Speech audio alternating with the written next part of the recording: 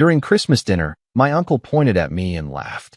"You'll never have kids. You're too busy chasing money and acting important." My parents nodded and said, "That's why we're leaving the family name to your brother. He's the one who stays." I just smiled and slid the folder across the table. When they opened it and saw I'd just paid off my parents' mortgage, the whole room went silent. I, 34M, sat at the Christmas dinner table watching my uncle's face turn red from laughter. The turkey was getting cold, but nobody seemed to care. He was pointing at me across the mashed potatoes, his finger jabbing the air like he was making the world's most important point. He told everyone I'd never have kids because I was too busy chasing money and acting important. The whole table went quiet for a second, then a few nervous chuckles broke out. My aunt looked down at her plate. My cousin pretended to be very interested in the gravy boat. My parents didn't laugh, but they didn't defend me either. My mother just nodded slowly, like my uncle had finally said what everyone had been thinking. My father cleared his throat and added that this was exactly why they were leaving the family name to my brother. "He was the one who stays," my father said. "He was the one who understood what mattered." My brother sat there looking smug, his wife beside him with their 2 kids. The golden child with the perfect family. The one who still lived 20 minutes from our childhood home. The one who showed up for Sunday dinners and remembered birthdays and knew all the neighborhood gossip. I was the one who left. The one who moved 3 states away for college and never came back. The one who built a career instead of building a life here. The one who sent cards instead of showing up. The selfish one. Everyone was staring at me now, waiting for a reaction. Waiting for me to get defensive or angry or hurt. Waiting for me to prove them right about who I was. I just smiled. Then I reached into my jacket pocket and pulled out a manila folder. I slid it across the table, right past the cranberry sauce and the untouched green bean casserole. It stopped right in front of my father. He looked at me, confused. My mother leaned in. My uncle's laughter had died in his throat. I told my father to open it. The room had gone completely silent. Even the kids had stopped fidgeting. My father's hands shook slightly as he picked up the folder and opened it. I watched his eyes scan the first page. Then the second. His face went pale. My mother grabbed the papers from him. Her mouth opened, but no sound came out. The folder contained the mortgage payoff documents for their house. Every single penny. Paid in full 3 days ago. The house they'd been struggling with for 28 years. The house they'd almost lost twice during the recession. The house my father had taken a second job to keep. The house that had been bleeding them dry with interest for nearly 3 decades. Gone. Paid off. By me. My mother asked if this was real. Her voice was barely a whisper. I told her it was completely real. The house was theirs, free and clear. No more payments. No more stress. No more lying awake at night wondering if they could afford both the mortgage and my father's medications. My brother's face had gone from smug to confused to something that looked like panic. He asked how I could afford this. There was an edge to his voice, like he was accusing me of something. I explained that this was what happened when you spent 15 years building a career instead of a social life. This was what happened when you worked 80-hour weeks and took every opportunity that came your way. This was what happened when you sacrificed and saved and invested instead of buying the biggest house you could barely afford and the newest truck every 3 years. My uncle had gone very quiet. The man who'd been laughing at me 2 minutes ago was staring at his plate like it contained the secrets of the universe. I wasn't done. I told my parents there was more. Behind the mortgage documents was another set of papers. A trust fund. For their grandchildren. All of their grandchildren. My brother's 2 kids would each get $100,000 for college. Guaranteed. No strings attached. My brother's wife started crying. Not sad crying. Shocked crying. But that wasn't all, I continued. My parents would also find documents for a monthly stipend. $5,000 every month for the rest of their lives. For vacations they'd never taken. For hobbies they'd given up. For the retirement they'd stopped dreaming about. My father was shaking now. He asked me why I was doing this. I told him it was because they were my parents. Because despite everything, despite the favoritism and the comparisons and the constant feeling of being second best, they'd raised me. They'd fed me and clothed me and put a roof over my head. They'd given me opportunities, even if they'd given my brother more. And because I could. Because what was the point of chasing money if you couldn't use it to take care of the people who mattered? My mother was openly sobbing now. She stood up and came around the table, pulling me into a hug so tight I could barely breathe. She kept saying she was sorry, over and over. Sorry for not seeing. Sorry for not understanding. Sorry for making me feel less than. My father joined us. For the first time in probably 20 years, my father hugged me. Really hugged me. Not the awkward shoulder pat thing we usually did, but an actual embrace. My uncle tried to say something, tried to make a joke to break the tension, but my aunt shut him down with a look that could have melted steel. She told him he'd said enough for one evening. My brother sat frozen in his chair. His wife was still crying, but now she was reading through the trust documents, her hands trembling. She looked at me and mouthed a thank you that I knew came from somewhere deep and genuine. But my brother looked like his entire world had just shifted on its axis. The golden child who'd always been the favorite, who'd always been the one everyone gathered around, was suddenly sitting in my shadow. He finally spoke. He asked if I'd done this just to show him up, to prove I was better. I looked at him directly. I told him I didn't do this for him at all. I did it for our parents. I did it because they deserved to enjoy the last decades of their lives without financial stress crushing them. I did it because their grandson had mentioned wanting to be a doctor but worrying about student loans, and their granddaughter had talked about art school like it was an impossible dream. I told them I did it because family isn't about who shows up for Sunday dinner. It's about who shows up when it matters. And maybe I hadn't been here for the small moments, but I was here for this one. This moment that would change everything for all of them. The dinner continued, but everything had changed.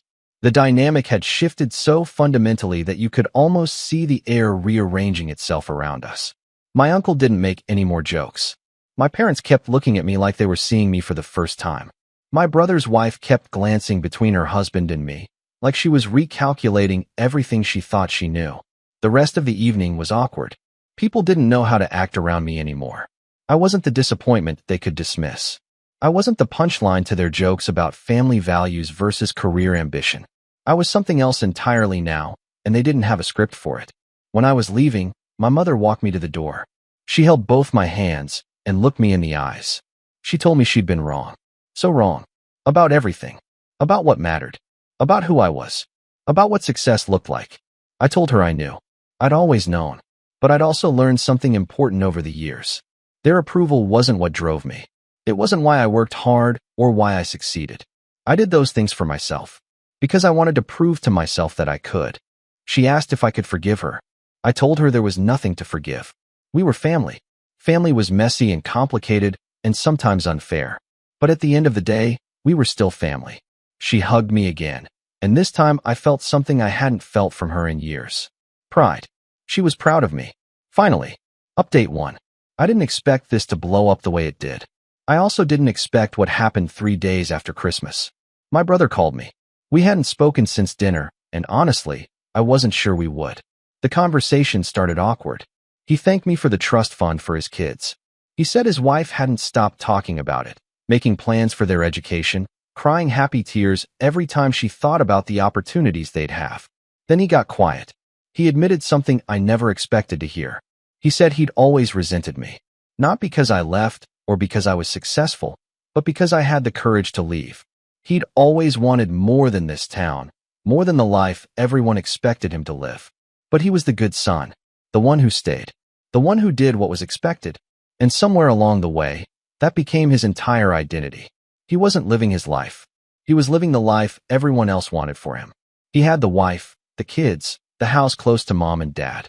He showed up for every dinner, every holiday, every family obligation. And he was miserable. He'd convinced himself that I was the selfish one to make himself feel better about his own choices. If I was the villain in the story, then he was the hero. Simple.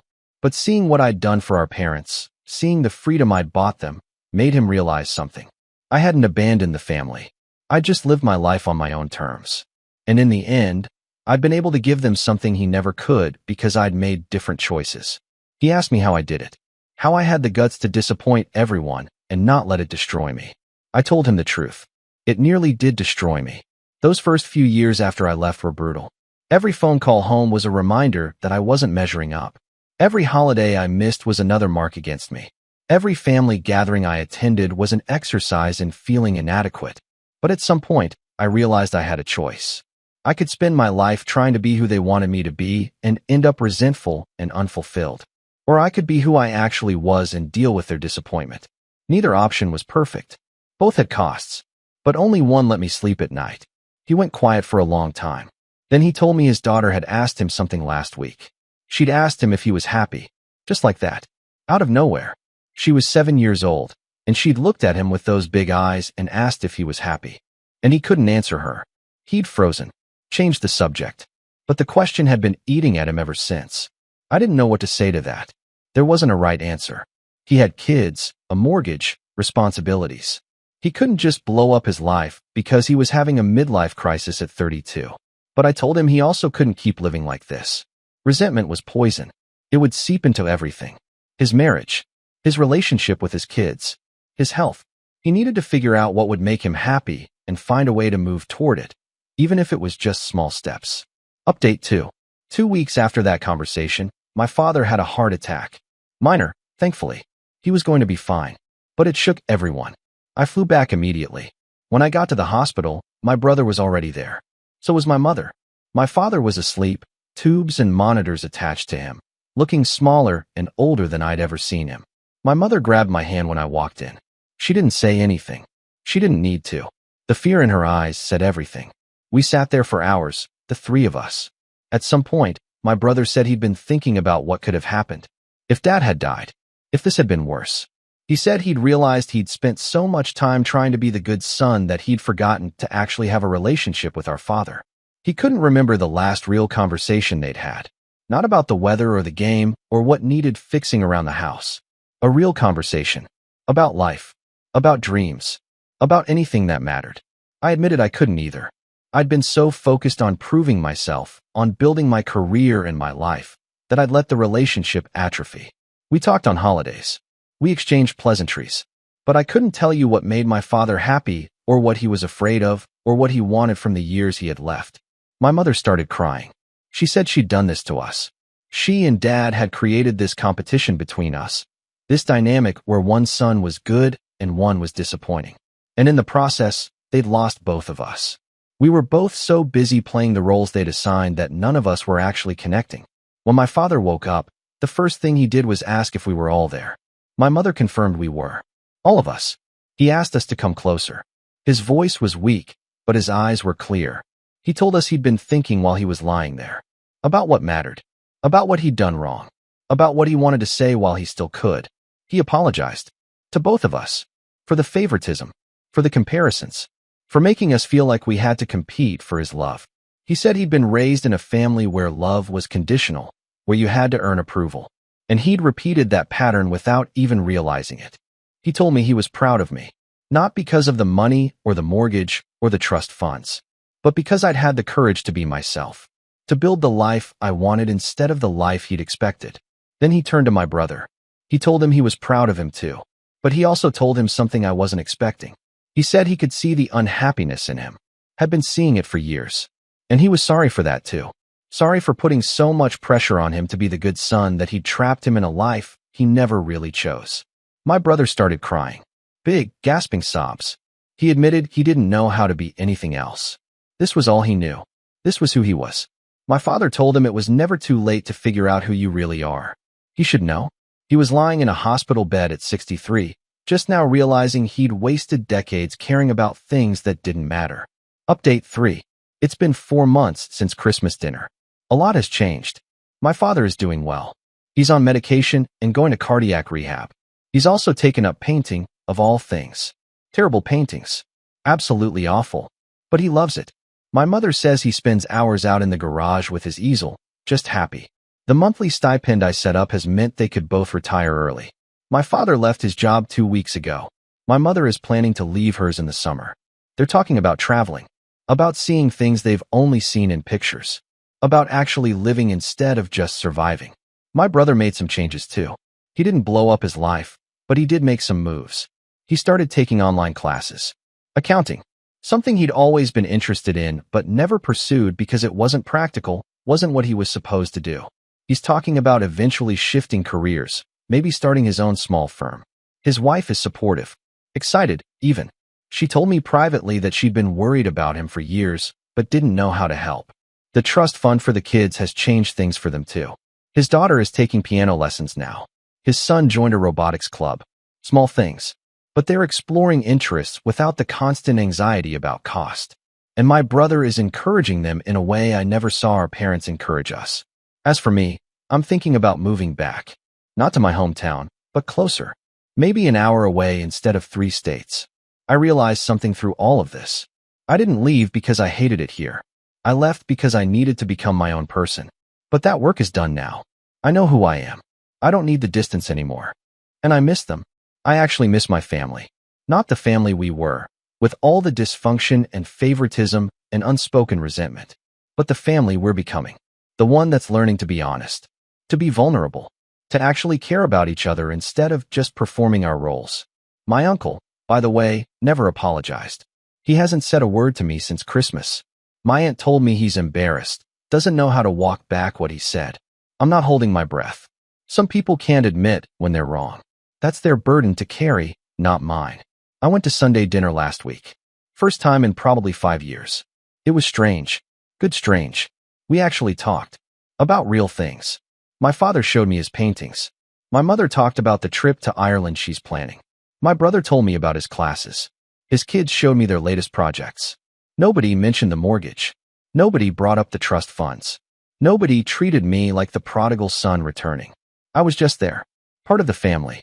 Finally, at the end of the night, as I was leaving, my mother pulled me aside. She told me she'd been thinking about that Christmas dinner.